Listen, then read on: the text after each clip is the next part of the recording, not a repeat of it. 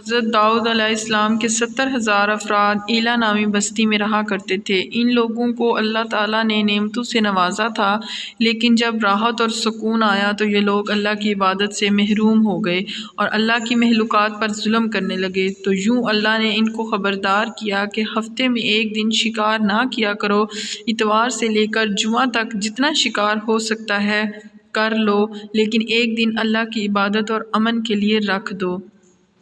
یوں اللہ نے اس کا امتحان لینا شروع کر دیا۔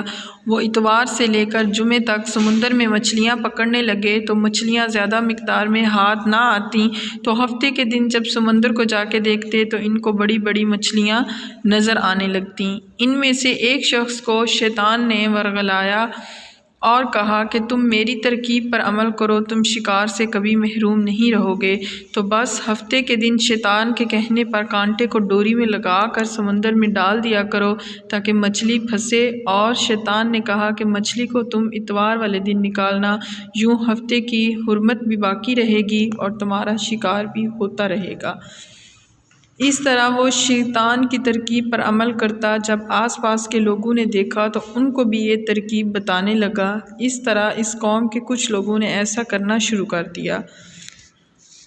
کچھ لوگوں نے سمندر میں نالیاں بنا کر چھوٹے چھوٹے تالاب بنا دیے تاکہ مچھلیاں ہفتے کے دن اس میں پھنس جائیں اور اتوار کو دن ہم ان کو پکا کر کھائیں۔ لیکن اس قوم میں کچھ اللہ کے لوگ بھی تھے جو کہنے لگے، اے لوگو، اللہ نے ہفتے کا دن شکار کرنے سے منع کیا ہے۔ یہ جو تم جال پھینکتے ہو، ہفتے کے دن کو اللہ کے عذاب سے ڈرو، اللہ کی نافرمانی نہ کرو۔ وہ لوگ ان کا مذاق اڑانے لگے کہ ہم جو مرضی کریں۔ اس بستی میں 3 گروہ بن گئے۔